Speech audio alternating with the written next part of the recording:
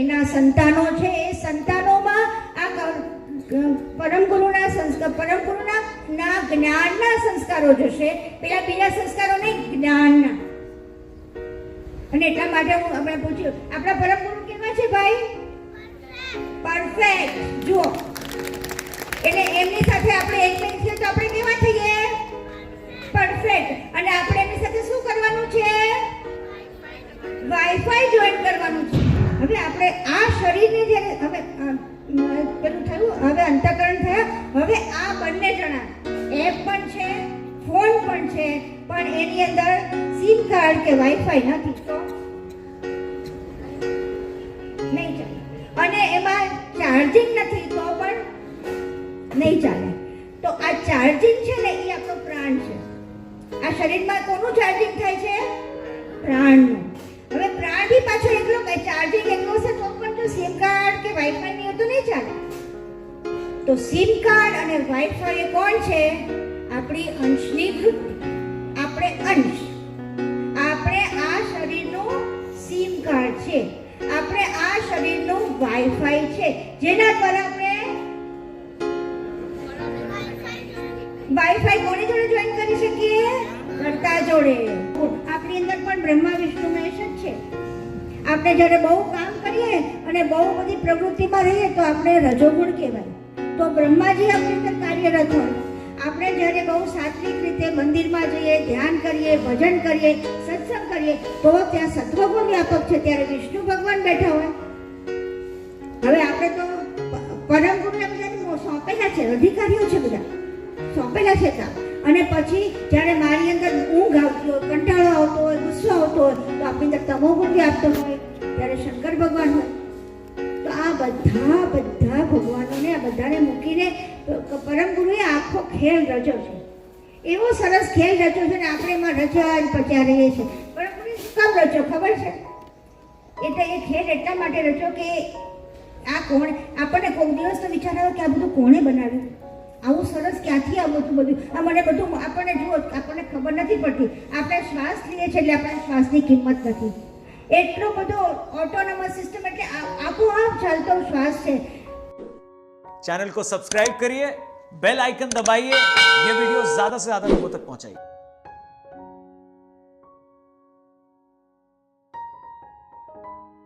બીજા સત્રની શરૂઆત કરીશું. પૂજ્ય મીતામાને અહીંયા બધા જ ઓળખે છે, છતાં એક ઔપચારિકો કે એક અમારી પ્રેમથી અમે માનો થોડુંક પરિચય આપીશું કે અત્યારે આપણા મહેમાનો કહી ગયા કે સ્ત્રી સશક્તિકરણ અને સ્ત્રીનો રોલ, અને તો આ તો માને જોઈએ ને તો એમ થાય કે શું કહેવું એમનું. એક ગૃહિણી તરીકે, એક ગુરુ તરીકે, એક મિત્ર તરીકે, એક બહેન તરીકે બધા જ રોલ એવો ભજવે છે. અને એ બધે રોલ અત્યારના ભજવી રહ્યા છે મા અને ગુરુ તરીકેના.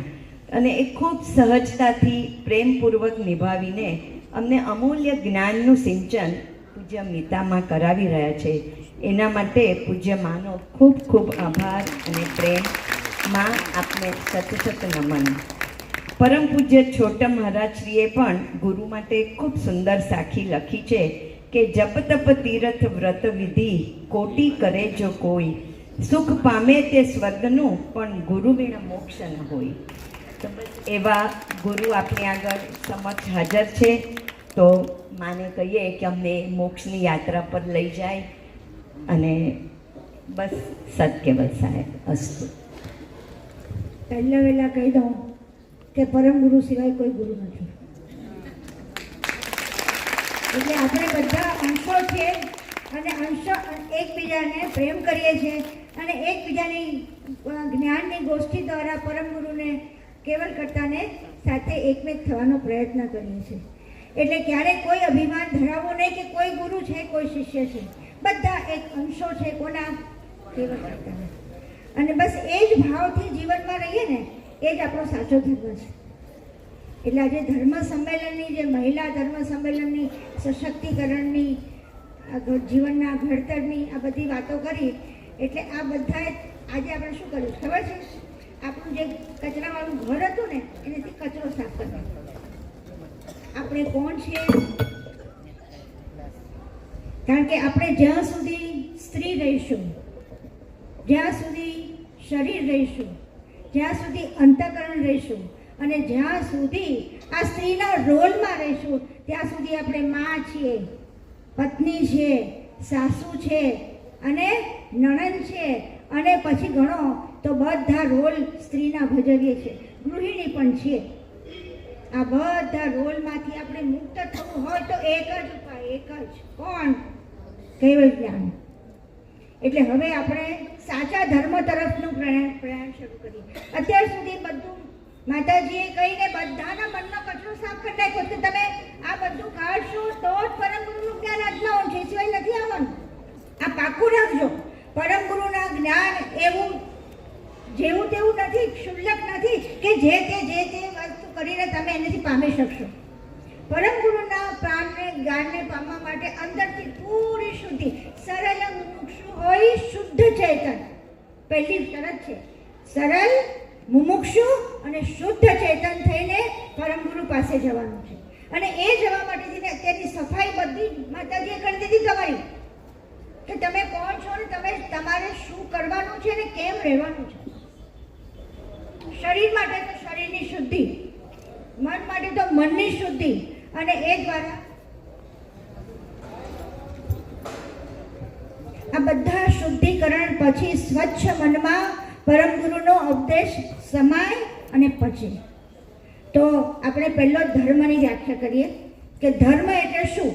તો બધાએ કીધું કે સ્ત્રીનો ધર્મ, માનવતાનો ધર્મ, દેશભક્તનો ધર્મ, આપણે કહીએ તો આપણે ભક્તિનો ધર્મ. આ બધા ધર્મો અનેક રીતે વહેંચાઈ ગયા છે. ખરેખર ધર્મ શું છે? ધારણ કરે તે ધર્મ.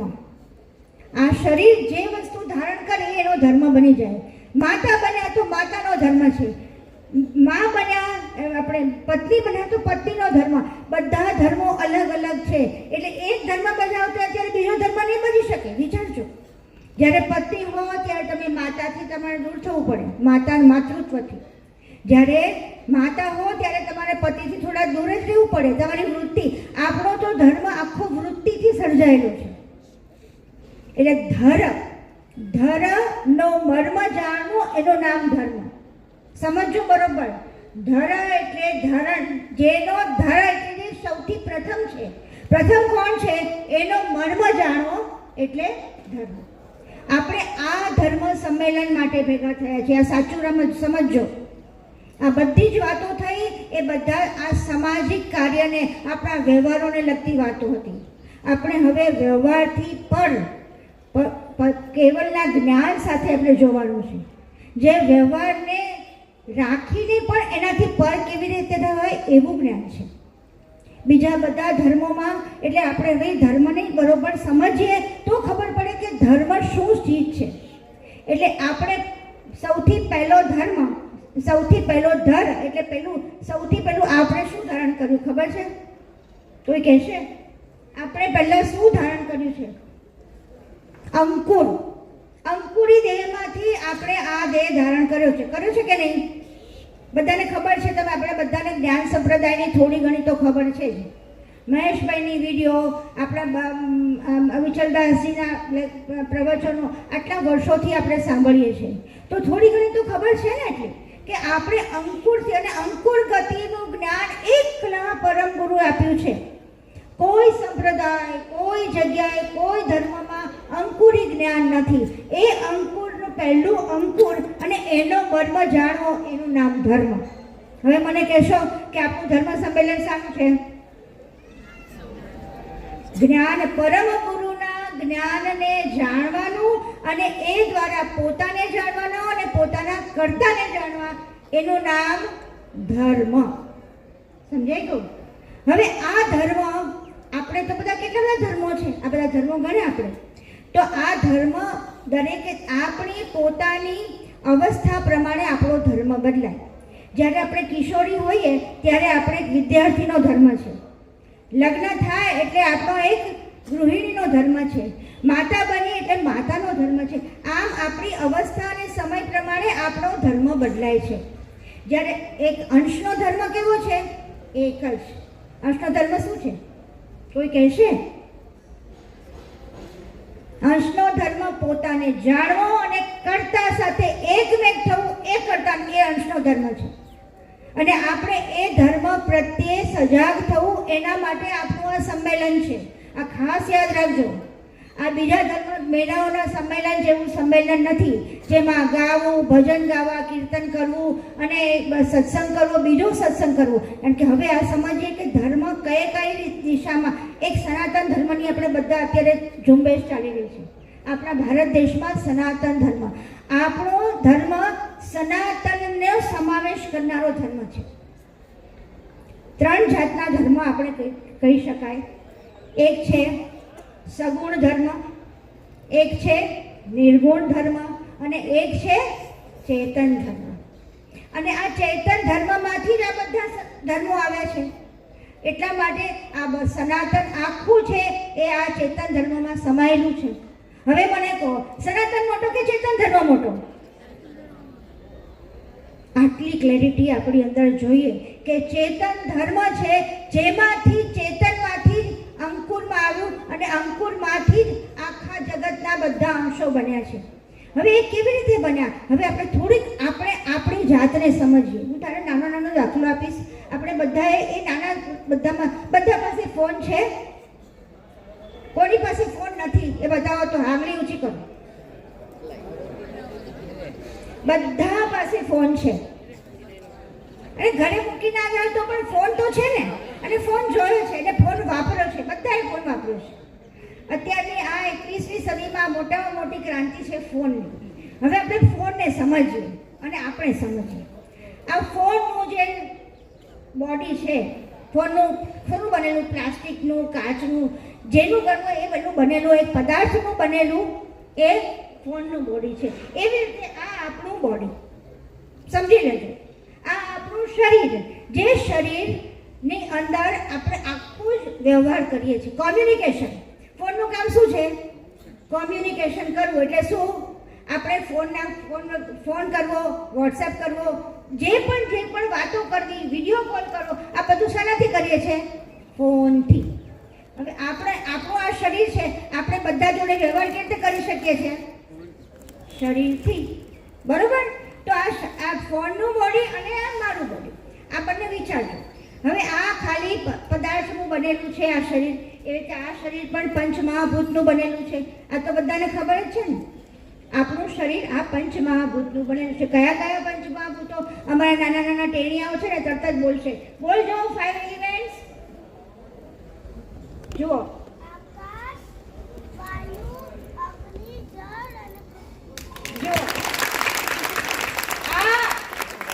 આ જે ધડ છે ને, આ ધડ આપણને જ્ઞાન સુધી પહોંચાડશે. અત્યારનું બાળક એ જ્યારે મોટું થશે ત્યારે કેવલ કર્તાના જ્ઞાન સાથે એકમેક થશે.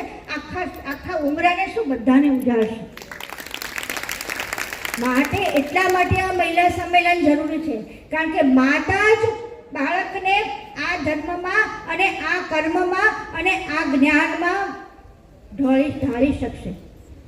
એટલા માટે માતા ગૃહિણીની, એટલા માટે જેમ માતાજીએ કહ્યું ને કે મોટા ઘરે રહો, યુવાનો આવો. કેમ? કારણ કે એના સંતાનો છે, એ સંતાનોમાં આ પરમ ગુરુના જ્ઞાનના સંસ્કારો જશે. પેલા બીજા સંસ્કારો નહીં, જ્ઞાનના. અને એટલા માટે હું હમણાં પૂછ્યું, આપણા પરમ ગુરુ કેવા છે ભાઈ? પરફેક્ટ. જુઓ, એટલે એમની સાથે આપણે એકમેક છીએ તો આપણે કેવા થઈએ? પરફેક્ટ. અને આપણે એમની સાથે શું કરવાનું છે? વાઈફાઈ જોઈન કરવાનું છે. જુઓ, હવે વિચાર કરજો. હવે આ ફોનની અંદર એકલો ફોન ખાલી ડબલું હોય તો તમે એનો કઈ ઉપયોગ કરી શકો ના. તો એની અંદર બધી એપ્સ છે, ખબર છે ને? કઈ વોટ્સએપ, કોન્ટેક્ટ્સ, મેસેજીસ, પછી ફેસબુક તમે બધા વાપરતા જ હશો. ઇન્સ્ટાગ્રામ, જેટલું જોઈએ એટલો મસાલો આમાં મળી જાય. એવી રીતે આમાં આપણા અંતઃકરણ છે, આપણી એપ્સ છે. આપણા અંતઃકરણ કેટલા અંતઃકરણો? 5. કયા? કોણ બોલશે?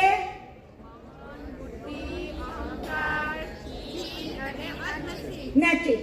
મન, બુદ્ધિ, અહંકાર, ચિત્ત અને નચિત. આ 5 અંતઃકરણમાં બધો મસાલો ભર્યો છે, બધી એપ્સ ભરી છે. તમારે એનાથી જે કરવું એ કરી શકો. કોઈ ગાળ દેવી છે દો, કોઈ જોડે પ્રેમ કરવો છે કરો, કોઈને રાગ કરવો છે કરો, દ્વેષ કરવો છે કરો. આ બધું અંતઃકરણનો મસાલો છે. હવે એ એટલે આ ફોન આપણને બગાડે ને ફોન આપણને સુધારે, બરોબર કે નહીં? સારું સારું જુઓ, આધ્યાત્મિક પ્રવચનો જુઓ, આધ્યાત્મિક યુટ્યુબ જુઓ તો તમને સુધારે. નહીં તો શું કરે, આ વિજયભાઈના વિડીયો જુઓ ને તો તમે સુધરી જાઓ, અને વિજયભાઈ સિવાયના બીજા વિડીયો જુઓ તો બગડી જાઓ. એવી જ રીતે આ મન સારા સારા પરમ ગુરુના સંસ્કારના જ્ઞાનના વિચારો કરે, જ્ઞાનની સમજ ઉતારે તો આપણું આ શરીરની એપ કેવી થાય? શું થાય? પરમ ગુરુના જ્ઞાનથી શું થાય એટલું મને કહો, કોઈ પણ તો બોલો. પરમ ગુરુના જ્ઞાનથી શું થાય? હા, શરીર નિર્મળ બને. તો એ તો આપણે કરી દીધું અત્યારે જ. શરીર નિર્મળ તો અત્યારે જ કરી દીધું એમણે. આગળ ચૈતન્ય ગતિ મળે આપણને. જે પરમ ગુરુ જે આપણને ગતિ આપવા આના માટે આવ્યા છે, વિચાર કરો. આ હવે થોડુંક આ સક્રતના સગુણના જ્ઞાન પર જાઓ એટલે તમને ખબર પડશે. હવે આપણે આ શરીરને જ્યારે હવે પેલું થયું, હવે અંતઃકરણ થયા, હવે આ બંને જણા એપ પણ છે, ફોન પણ છે, પણ એની અંદર સિમ કાર્ડ કે વાઈફાઈ નથી તો નહીં ચાલે, અને એમાં ચાર્જિંગ નથી તો પણ નહીં ચાલે. તો આ ચાર્જિંગ છે ને એ આપણો પ્રાણ છે. આ શરીરમાં કોનું ચાર્જિંગ થાય છે? પ્રાણનું. હવે પ્રાણ બી પાછો એકલો ચાર્જિંગ એકલો છે તો પણ જો સિમ કાર્ડ કે વાઈફાઈ નહીં હોય તો નહીં ચાલે. તો સિમ કાર્ડ અને વાઈફાઈ કોણ છે? આપણી અંશની વૃત્તિ. આપણે અંશ, આપણે આ શરીરનું સિમ કાર્ડ છે, આપણે આ શરીરનું વાઈફાઈ છે, જેના દ્વારા આપણે વાઈફાઈ કોની જોડે જોઈન કરી શકીએ? કર્તા જોડે. આપણી અંદર ચૈતન્ય અંશ આવેલો છે, એની વૃત્તિ આવેલી છે, એ દ્વારા આપણે અહીંયાનું વાઈફાઈ પણ જોઈન કરી શકીએ અને ઉપર પણ કરી શકીએ. કેટલો મોટો ફાયદો વિચાર કરો. તો હવે તમે મને કહો કે તમે આ શરીર છો કે નહીં? હા કે ના? બોલો તો ખરા કોઈ. હા કે ના? તમે શરીર છો. મેં હમણાં તો બોલી ગઈ, આ શરીરને ચલાવનાર અંશ છું. આ શરીર આ ફોન છે, એની અંદર અંતઃકરણો એ આપણી એપ્સ છે, અને એની બધાની અંદર સિમ કાર્ડ કે પેલું ના હોય, અને પ્રાણ છે એ શું છે? ચાર્જિંગ છે. અને આ તમે કોણ છો? અંશ, જે આ ફોનને ચલાવે છે. હવે મને કહો, તમે આ શરીર છો? તો હવે આ જુદા કેમ થઈશું? જ્યાં સુધી શરીરનો ભાવ. પાછું પરમ ગુરુએ એટલી બધી સરસ ટેકનિક કરી છે ને. પરમ ગુરુએ શું કર્યું ખબર છે? એમણે બધા દેવોને આ શરીરમાં એના અંશોને મોકલી દીધા. કયા કયા દેવોને? અશ્વિની કુમાર, દિગ્પાલ, સૂર્યચંદ્ર, બ્રહ્માજી એટલે રજોગુણ, સત્વગુણ એટલે વિષ્ણુ ભગવાન, અને શંકર ભગવાન એટલે તમોગુણ. આ રીતે બધા દેવતાના અંશો મૂકી દીધા. એટલે આપણે જ્યાં સુધી શરીર ભાવમાં રહીશું ને ત્યાં સુધી આ સગુણની પૂજા કર્યા કરશું. જ્યાં સુધી. એટલે તમે વિચારજો, તમે પરમ ગુરુને સગુણ બનાવવા છે કે નિર્ગુણ બનાવવા છે કે ચેતન બનાવવા છે? હા, તો ગુણ વાળા જે છે એ બધા નામ રૂપ વાળા છે. તો હવે નામ રૂપ વાળા અહીંયા તમે ક્યાં આવો છો? મંદિરમાં આવો છો? મંદિરની સુંદર મૂર્તિને, સુંદર વાઘાને જોઈને તમે ખુશ થાવ છો? આપણે આ શરીરને જોવાનું છે, પણ અંદર રહેલા ચેતનને બી જોવાનું છે કે નહીં? આપણા પોતાના સ્વરૂપને પણ જોવાનું છે કે નહીં? તો આ મૂર્તિમાં રહેલા પરમ ગુરુના ની જાણ સાથે એક થવાનું છે કે નહીં? તો એના માટે આપણે શું કરવું પડે? તો કે પરમ ગુરુએ કીધું કે આ સગુણ જ્ઞાનમાંથી પગ ઊંચો કરીને એક પગથિયું બીજા પગથિયે ચડવું પડે. ચડવું પડે કે ના ચડવું પડે? જ્યારે આપણે શરીરના ભાવમાંથી મુક્ત થઈએ ત્યારે ધીમે ધીમે આપણી અંદરથી જો શરીર છે એટલે હું છું એટલે મારી સાથે મારા છોકરા છે, મારા પતિ છે, મારું ઘર છે, મારું બાળ છે, મારું સુખ છે, મારા પૈસા છે, આ બધી જ વસ્તુ આ શરીર છે માટે છે. અને આપણો મોહ ક્યાં છે? સાચું બોલજો, તમે અહીંયા મંદિરે દર્શન કરવા સવારે શાના માટે આવો છો? દર્શન કર્યા એટલે મને ખૂબ શાંતિ થઈ. તો શાંતિ કેમ થઈ? તો કે જો હું અહીંયા ગઈ ને આજે ના ગઈ ને એટલે મારા ઘરમાં આવો બનાવ બને, આવો વહેમ બનાવે. આજે અહીંયા આટલું પરમ ગુરુનું નામ ના કીધું ને એટલે મને હા વહેમ આવે, સાચો વાંધો નથી, એ બાને તમે કરશો તો ખરા, પણ આ સાચી વસ્તુ નથી. આ પાછું સમજવાનું કે આ જે પણ હું વહેમ ધરાવું છું એ બધા મારા મનના છે, અંતઃકરણના છે.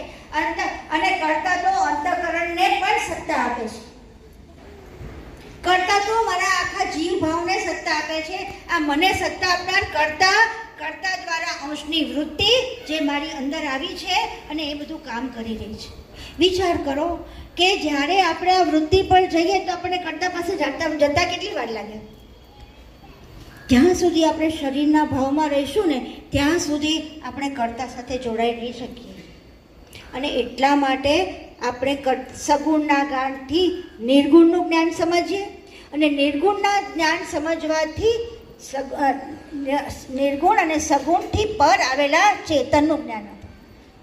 આ બધા જ્ઞાનો જ્યાં સમી જાય ને ત્યાં પરમ ગુરુ, જ્યાં બધું પૂરું થાય ને ત્યાં પરમ ગુરુનું જ્ઞાન શરૂ થાય છે. વિચાર, જ્યાં આ જગતના બધા પેલાનો અંત આવે બ્રહ્મ એટલે શું કીધું? બ્રહ્મ જે અકર્તા છે.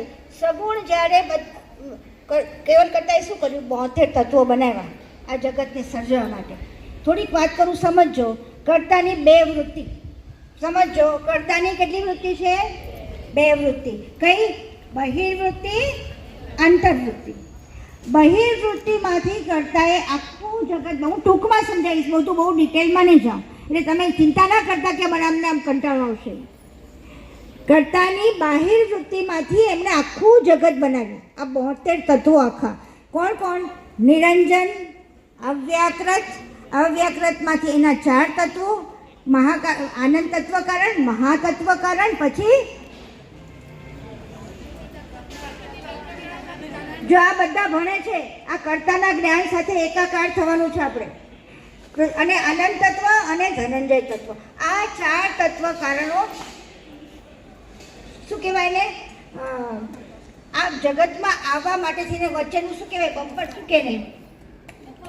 બફર છે, બફર. પ્રકૃતિ તત્વથી આપણે બધા નીચે આવ્યા એટલે પ્રકૃતિ અને પુરુષ પ્રકૃતિના સંયોગથી હમણાં જ આપણે કીધું નિરંજન અને અવ્યાકૃતના સંયોગથી 5 સંતાનો ઉત્પન્ન, 3 સંતાનો ઉત્પન્ન થયા. કયા? બ્રહ્મા, વિષ્ણુ, મહેશ. આ તો સંતાનો, આ તો આપણી કલ્પના માટે છે. બ્રહ્મા એટલે પ્રોટોન, ઇલેક્ટ્રોન અને ન્યુટ્રોન. અને એમાંથી આખો રજોગુણ, સત્વગુણ અને તમોગુણ. આપણી અંદર પણ બ્રહ્મા, વિષ્ણુ, મહેશ જ છે. આપણે જ્યારે બહુ કામ કરીએ અને બહુ બધી પ્રવૃત્તિમાં રહીએ તો આપણે રજોગુણ કહેવાય. તો બ્રહ્માજી આપણી અંદર કાર્યરત હોય. આપણે જ્યારે બહુ સાત્વિક રીતે મંદિરમાં જઈએ, ધ્યાન કરીએ, ભજન કરીએ, સત્સંગ કરીએ તો ત્યાં સત્વગુણ વ્યાપક છે. ત્યારે વિષ્ણુ ભગવાન બેઠા હોય. હવે આપણે તો પરમ ગુરુને બધાને સોંપેલા છે, અધિકારીઓ છે, બધા સોંપેલા છે કામ. અને પછી જ્યારે મારી અંદર ઊંઘ આવતી હોય, કંટાળો આવતો હોય, ગુસ્સો આવતો હોય તો આપણી અંદર તમોગુણ વ્યાપતો હોય ત્યારે શંકર ભગવાન હોય. તો આ બધા ભગવાનોને, આ બધાને મૂકીને પરમ ગુરુએ આખો ખેલ રચ્યો છે. એવો સરસ ખેલ રચ્યો છે ને આપણે એમાં રચ્યા જ પચ્યા રહીએ છીએ. પરમ ગુરુએ શું કામ રચ્યો ખબર છે? એટલે એ ખેલ એટલા માટે રચ્યો કે આ કોણે, આપણને કોઈ દિવસ તો વિચાર આવ્યો કે આ બધું કોણે બનાવ્યું? આવું સરસ ક્યાંથી આવતું બધું? આ મને બધું આપણને જુઓ, આપણને ખબર નથી પડતી. આપણે શ્વાસ લઈએ છીએ એટલે આપણને શ્વાસની કિંમત નથી. એટલો બધો ઓટોનોમસ સિસ્ટમ, એટલે આપોઆપ ચાલતો શ્વાસ છે. કોરોનામાં ખબર પડી ગઈ ને કે શ્વાસની શું કિંમત છે. આંખે એકદમ સરસ દેખાય છે એટલે આંખને પણ આપણે લઈ લીધી.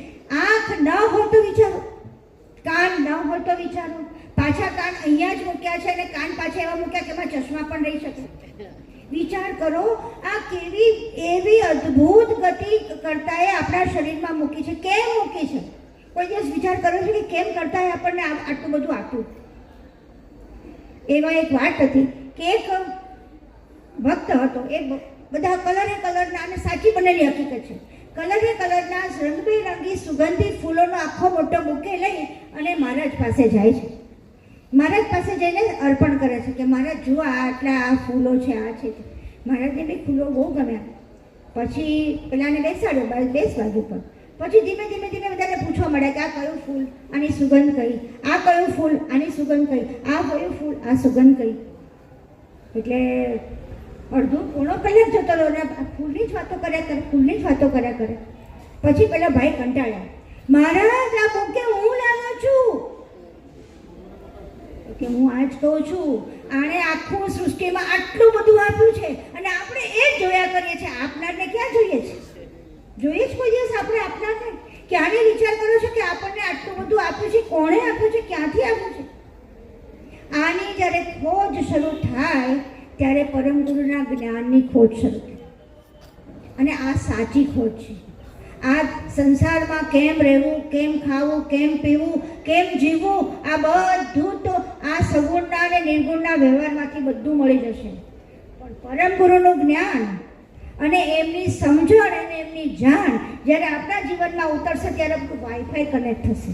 અને વાઈફાઈ કનેક્ટ થશે ને ત્યારે એ જાણમાં એટલી સરસ જાણ છે કે એમાં ક્યારેય તમારી ભૂલ જ નહીં થાય. કારણ કે કેવા છે? પરફેક્ટ. પરમ ગુરુની જાણ એટલી બધી પહોંચે. બધાને ખબર છે આટલું શરીર બનાવ્યું, શરીરની મિકેનિઝમ જુઓ, શરીરની અંદર શું લોહીનું ધબકવું જુઓ, લોહીનું ધબકવાથી હૃદયનું સાફ થવું જુઓ, ફેફસાનું ધબકવું જુઓ. આ બધી જ વસ્તુ તમે જોશો ને તો એટલી ઝીણવટપૂર્વક એવી સિસ્ટમેટિક ગોઠવેલી છે કે એમાં આટલો બી મેક થતો નથી. અને જ્યારે ફેર થાય છે તો કોને હિસાબે થાય છે? માતાએ જે કીધું કે એમણે જે આપ્યું છે એ રીતે ચાલવાનું નથી. આપણે તો આપણી રીતે આપણા પ્રમાણે ખોરાક ખાવો છે, આપણી રીતે જીવન જીવવું છે, આપણી રીતે ભોગ વિલાસ કરવા છે. અને જ્યારે દિવસે ઊંઘે, રાતે કામ. જુઓ બધા અત્યારના યંગસ્ટર્સ જુઓ, બધા રાતે જાગે. રાતે 2 વાગ્યા સુધી એ લોકોના ફોન ચાલુ હોય, ઇન્સ્ટાગ્રામ ચાલુ હોય, ફેસબુક ચાલુ હોય, વોટ્સએપ ચાલુ હોય, પણ અને દિવસે પછી ઊંઘે. તો ક્યાંથી? સમષ્ટિના મહદના પ્રાણાયામ સાથે આપણો પ્રાણાયામ જ્યારે જોડાય ત્યારે એ પૂરેપૂરી અવસ્થા ભોગવાય અને તમે એને પૂરી રીતે તંદુરસ્ત રહી શકો. એ પ્રાણનો ધર્મ છે. અને શ્વસનવેદમાં બહુ સુંદર રીતે આપવામાં આવ્યું છે. બધા શ્વસનવેદને બરોબર થોડો. એટલે હવે આટલી વસ્તુ કહું કે આટલું સમજ્યા પછી હવે તમને એટલી તો ખબર પડી ગઈ. શું ખબર પડી? આપણે હશે, આપણે આ શરીર નથી, આપણે આ મન બુદ્ધિ નથી, આપણે આ શરીરને ચલાવનારા છે, આપણે આ મન બુદ્ધિને ચલાવનારા છે. એટલે મન કે એમ ભાગવાનું નહીં, મન કે એમ કરવાનું નહીં, વિચારવાનું કે આ પરમ ગુરુ મને આમાં શું કહેવા માંગે છે. પરમ ગુરુએ એટલી સરસ જાણ આપી છે. તત્વનું જ્ઞાન આપીને આપણું શરીર કેવા તત્વનું બન્યું છે અને એ તત્વ આપણી અંદર શું કામ કરે છે. આપણા 5 દેહો છે. નિજમમ સ્વરૂપ પંચતમુ પારી. મારું સ્વરૂપ કેવું છે? આ 5 શરીરથી બહારનું. સોહી દર્શાવો ગુરુ કરુણા પસારી. પ્રાર્થના છે કે આવું મને મારું સ્વરૂપ તમે મને બતાવો. અને કેવી? હવે આપણે આને જોતા રહીશું તો જવાશે 5 થી ઉપર? કહેશો મને કોઈ? આને જોતા રહીશું ને આને પણ પાડતા રહીશું ને આની અંદર જ મહત્વ આપતા રહીશું, હું ને મારાને મહત્વ આપતા રહીશું તો પહોંચાશે? નહીં પહોંચે. એટલા માટે હવે પરમ ગુરુ આવું થયું ને ત્યારે પરમ કેવલ કરતાને થયું કે મેં આટલા વખતથી મોકલ્યા છે, કોઈ મારી પાસે પાછું આવતું જ નથી. બધા આ મેં આપેલા બધામાં પોતે પોતાના સ્વરૂપના ભૂલી અને આ શરીરમાં, આ મનમાં, બુદ્ધિમાં લાગી ગયા છે અને એ રૂપ બની ગયા છે. એટલા માટે એમણે પરમ ગુરુને મોકલ્યા. પરમ ગુરુ 7 દ્વીપ એની પહેલાંના 20 લોક અને થઈને 7 દ્વીપમાં આપણા જંબુ દ્વીપમાં પ્રગટ્યા.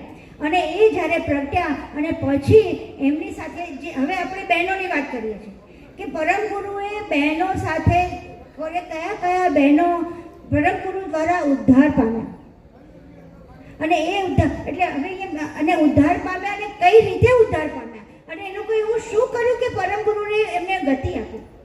આપણા બહેનોનું પેલું છે એટલે આપણા બહેનોને બરોબર પ્રોત્સાહન મળે, આપણી અંદર પ્રેરણા મળે. એટલા માટે હવે પછીના સેશનમાં આપણે પરમ ગુરુ કોને કોને મળ્યા છે. સૌથી પહેલાં હેતબાને મળ્યા, પછી અચરતબાની વાત આવી. અચરતબા સાથે અવલબાઈ, પ્રેમાબા અને રામાબા એ બધા એમની 4 જણની વાત આવી. એ પછી હેતાબાઈની વાત છે, એ પછી કોહલ સંગ અને એની પત્નીની વાત છે અને એ પછી અવલબાઈની વાત છે. આટલા બધાના આપણે ચરિત્રોને થોડા જોઈશું અને તેમાંથી આપણે કઈ પ્રેરણા લેશું કે જેથી આપણે ઉત્તમ સ્ત્રી બનીને ઉત્તમ રીતે પરમ ગુરુનું જ્ઞાન પ્રાપ્ત કરીને આપણા સંતાનોને પણ આ જ્ઞાનમાં પ્રવૃત્ત કરીએ. એકલી કર્મકાંડ, એકલા શણગાર, એકલા પહેલાંથી કામ નથી બનવાનું. એ બધું જ બરોબર, તમારી ભક્તિ છે, ભાવ છે, એ બધું જ બરોબર છે અને એ બધું અકબંધ રાખવાનું છે. પણ એની સાથે સાથે કર્તા માટેની આરત, કર્તાના જ્ઞાન માટેની આરત એટલી વધારવાની છે કે આપણી બહેનોએ, આ ઉમરાની ને બહારની બધી બહેનોએ પોતાના સંતાનોને જાગૃત કરવાના છે. અને જે માતાજી કરી રહ્યા છે એ રીતે 500 બહેનોને કરે, એ રીતે આપણે હજારો બાળકોને, હજારો યુવાનોને આ કર્મમાં, આ પરમ ગુરુના જ્ઞાનમાં જોડવા છે અને એના માટે થઈને આપણે પ્રયત્ન કરીશું. કેટલા વાગ્યા? 5 મિનિટ. અચ્છા, ચલો. એટલે હવે આપણે સૌથી પહેલા વાત કરીએ કે પરમ ગુરુ જંબુ દ્વીપમાં આવ્યા. આ બધાને ખબર છે, આપણે અષ્ટદા છપ્પા બધા બોલીએ છીએ. હવે અચ્છા, બીજું મારે એ વાત કરવી છે, આપણે રોજ ઉપાસના કરીએ છીએ બધા જ. કોને કોને ઉપાસનાના અર્થ ખબર છે? હાથ ઊંચા કરો મને. દરેક આપણી બધી જ ઉપાસનાઓ પરમ ગુરુ દ્વારા, નરવેદ સાગરજી મહારાજ દ્વારા અને છોટમ દ્વારા બનેલી છે.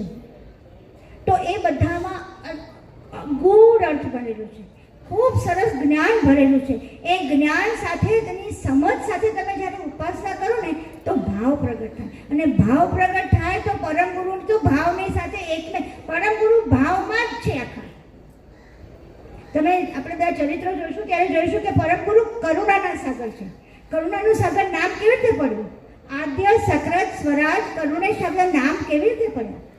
આ તો આપણે વરમાળા રોપેલી છે, એમનું કોઈ નામ નથી, કોઈ નામ નથી. પણ આપણે નામ કેવી રીતે પાડ્યું છે કે જેના દ્વારા આપણે આ ગતિ પામીએ છીએ. આદ્ય, સૌથી પહેલો મંત્ર આપણે કયો? આદ્ય, સક્રત, સ્વરાજ, કરુણેશ, કૈવલમ ત્વમ નમામિ. મને બાળકો પાસે રોજ આ લોકો મંત્ર કરે, એ લોકો બધા એનો અર્થ પણ સમજે અને એની સાથે એનું બોધ ગીત પણ ગાય, લક્ષ્ય ગીત ગાય. કેમ કે યાદ રહી જાય. તો આદ્ય એટલે કોણ? જે સૌથી પહેલાં, હવે બધાના પગ દુખવા માંડ્યા છે, હવે બધાને થોડો કંટાળો, પણ હું અત્યારે ખાલી તમને આટલું કહીને ચિંતા ના કરતા, કારણ કે થોડું ડીપમાં જાઓ ને એટલે તમને ઊંઘ આવવા માંડે.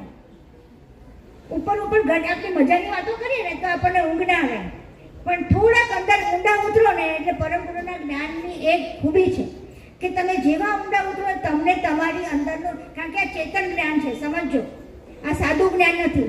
તમારા ચેતનને એ ચેતનનો સ્પર્શ થાય અને તમારું મન શાંત પડી જાય અને તમને ઊંઘ જેવી એક શું કહેવાય ફિલિંગ થાય. પણ હકીકતમાં ઊંઘ ના હોય, તમારી અંદર ઉતરતી ચેતનમાં ચેતન ભળતું હોય. કારણ કે પરમ ગુરુનું જ્ઞાન ચેતન જ્ઞાન છે, સાદું જ્ઞાન નથી. સાદું ત્યાં એમનો ભાષણ જ નથી. એમની ભાષામાં એટલે તો એમને ભાષા પર કોઈ મહત્વ જ નથી આપતું. એમને એકલા ખાલી એમના જ્ઞાન અને એમના શ્વસમ વેદ છે.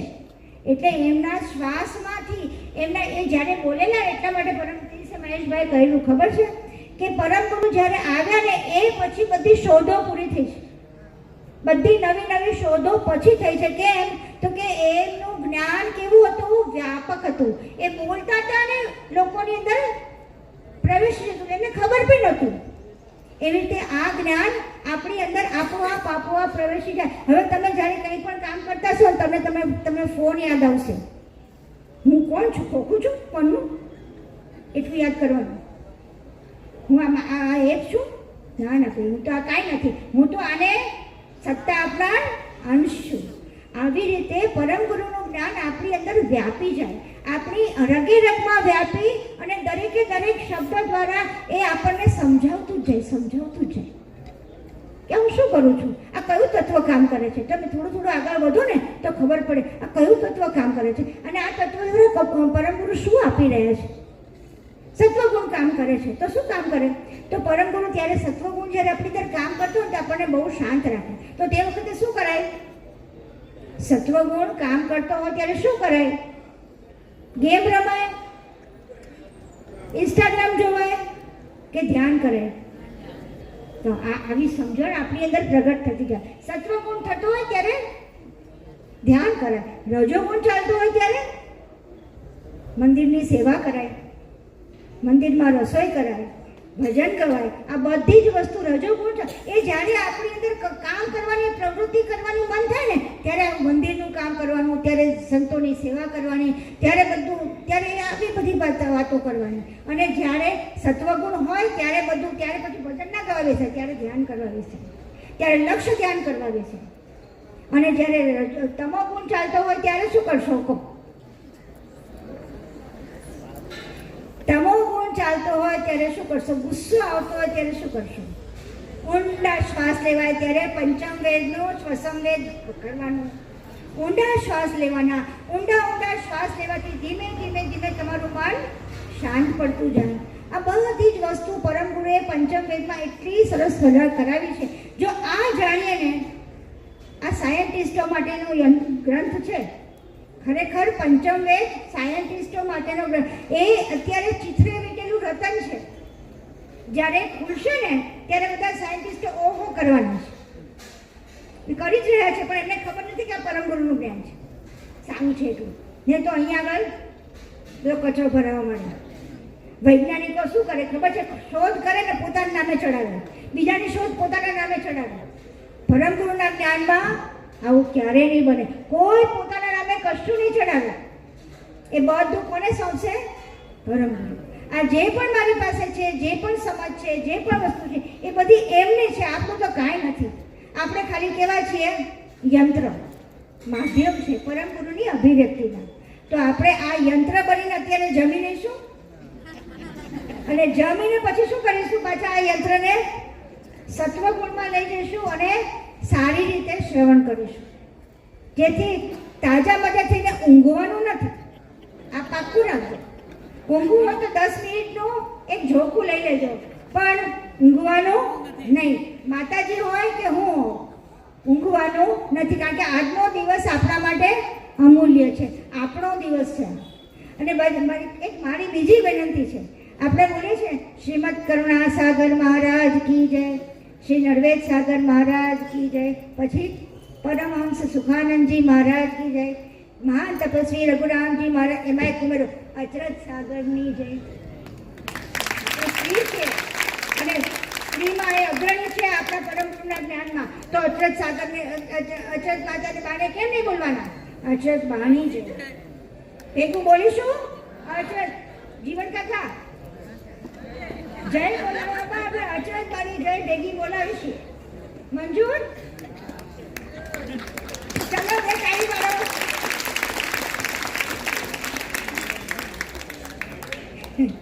ચાલો. શ્રીમદ કરુણા સાગર ભગવાન કી જય, પરમહંસ સુખાનંદજી મહારાજ કી જય, મહાન તપસ્વી રઘુરામ મહારાજ કી જય, શ્રી નરવેદ સાગર મહારાજ કી જય, અચરજ બા કી જય, કૈવલ ધામ કી જય, સત કૈવલ સાહેબ.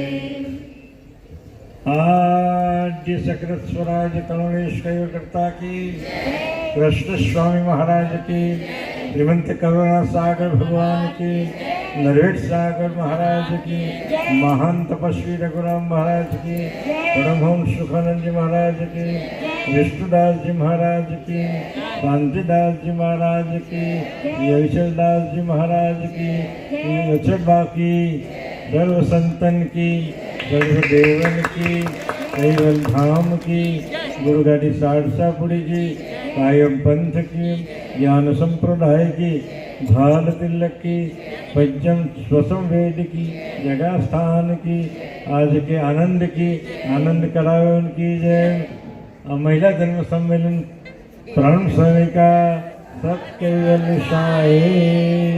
તો એક દિવસ તો શું છે, બરોબર કે નહીં? હા, એક દિવસ તો શું છે, એક દિવસની ઊંઘ તો શું છે? કારણ કે ખાઈશું ને એટલે બધાને થશે, એટલે ઉણોદરી રાખવાનું. ઉણોદરી એટલે ખબર છે? અડધું પેટ જમવાથી આખું પેટ નહીં ભરવાનું, થોડું ઊણું રાખવાનું, એટલે ઊંઘ ના આવે. આવી બધી તત્વોને પલટાવવાની આપણી પાસે યુક્તિઓ છે. પરમગુરુ પાસે બહુ બધી યુક્તિઓ છે. કરુણા સાગર કરતા કૈવલ હાથ મારો મુખ શોભા. કરુણા સાગર કરતા કૈવલ હાથ મારો મુખ શોભા. હાથ મારો મુખ શોભા. હાથ મારો મુખ શોભા. કરુણા સાગર કરતા કૈવલ હાથ મારો મુખ શોભા. આ મહાભવ સાગરે કૈવલ હું ભૂલો પડ્યો છું. મહાભવ સાગરે કૈવલ હું ભૂલો પડ્યો છું. કૈવલ ધામ નિવાસી પરમ ગુરુ. કૈવલ ધામ નિવાસી પરમ ગુરુ. જો જો મુજને ભૂલશો ના. જો જો મુજને ભૂલશો ના. કરુણા સાગર કરતા કૈવલ હાથ મારો મુખ શોના. ઓથ પરમ ગુરુ આપની. ઓથ પરમ ગુરુ આપની.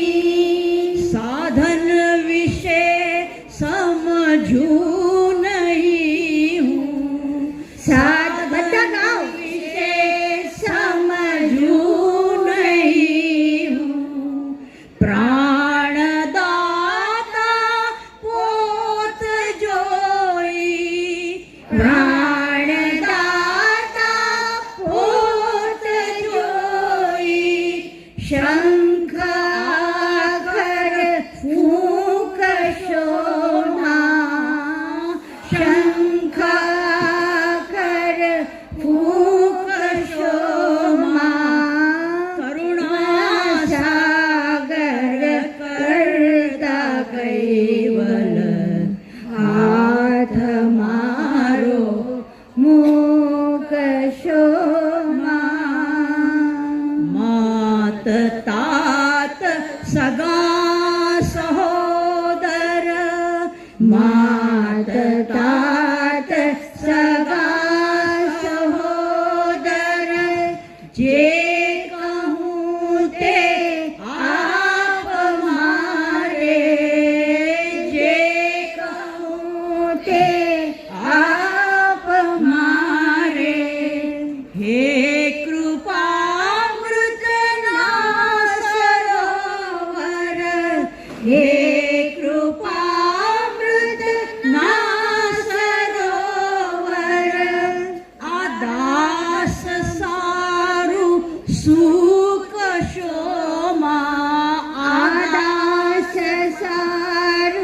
સુખ શોભા કરુણા સાગર કરતા કૈવલ હાથ મારો મુખ શોભા શરણ હે કરતા આપનું છે શરણ હે કરતા આપનું છે શરણે આવ્યા અમે તમારા શરણે આવ્યા અમે તમારા અખિલ નાયક અરજ સુણીને અખિલ નાયક અરજ સુણીને એકમેક કરો ને અમને એકમેક કરો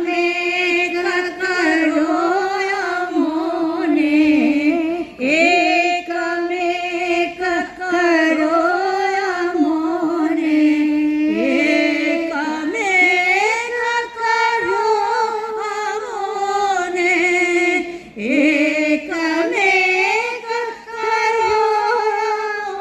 એકમેક કરો અમને એકમેક કરો અમને દિલમેક કરો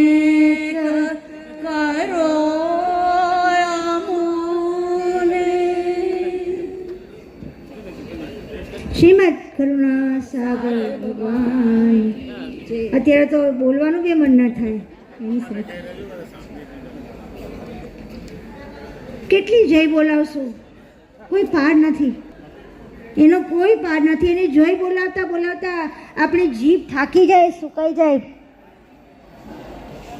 અંદરથી જ એની જોડે જાગો મળો અને અંદરથી જ એકાકાર થાઓ આ ભાવ આપણી અંદર રાખીને જમજો કે આ ભગવાન તમે મને આ પ્રસાદ આપ્યો છે આ મંદિરનો પ્રસાદ છે ભગવાનને ચડાવેલો પ્રસાદ છે એ મારા અન્નનો કોળિયો મારા શરીરમાં જશે કણે કણમાં વ્યાપ્ત છે અને એમાં કર્તાની જાણ મારી અંદર સમાઈ જાઓ અને એ ભાવ રાખીને ફરી સાંભળવા આવજો તો તમને એનો ફેર જ નજર પડશે ખાવા ખાતર નહીં ખાતા આ ભગવાનનો પ્રસાદ છે આ ભગવાનની કૃપા છે કે જે આપણને ભેગા કરી અને આ સત્સંગ કરાવે છે આ પરમ ગુરુની કૃપાને ભૂલવાની નથી કોળીએ કોળીએ રગે રગે એનું જ નામ અને એની જ ચેતના અને એનું જ સ્મરણ આ આપણી બધાની ફરજ છે આ ફરજ કહું છું પેલા બેને કહું છું કે ફરજ અને જવાબદારી બધું સાથે આવે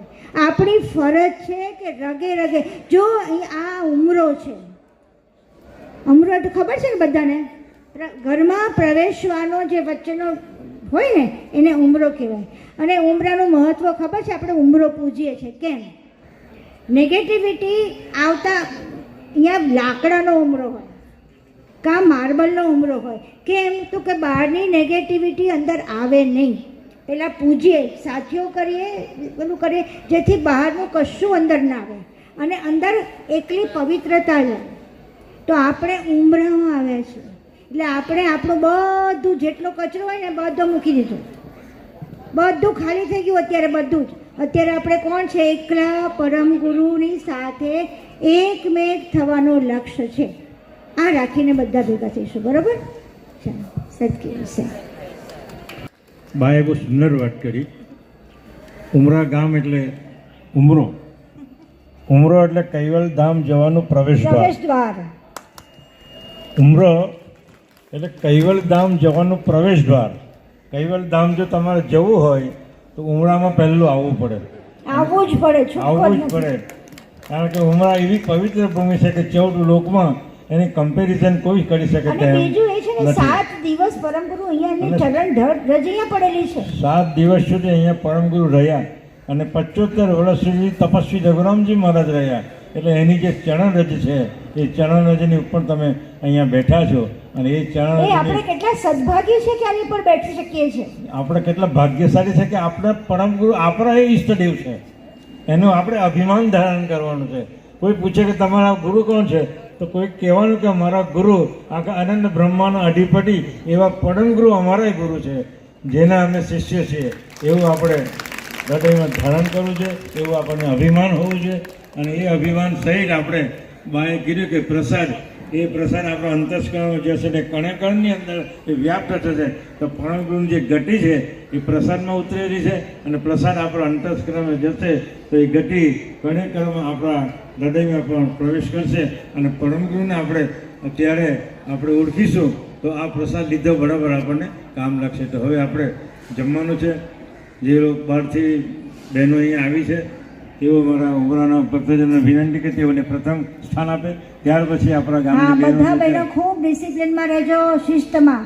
આપણે પહેલા બીજાને જમાડીને પછી જમીએ. એટલે તો ઉમરાના બહારથી મારા આવેલા બધા પહેલા જાય. બધાને ખૂબ ખૂબ આવકાર છે. આ ઉમરાની ભૂમિ બધાને આવીને તમને આવકાર આપે છે. બીજી વખત માએ કીધું એમ બધા સાથે આવજો અને ખૂબ ખૂબ મોટું સંમેલન બનાવજો.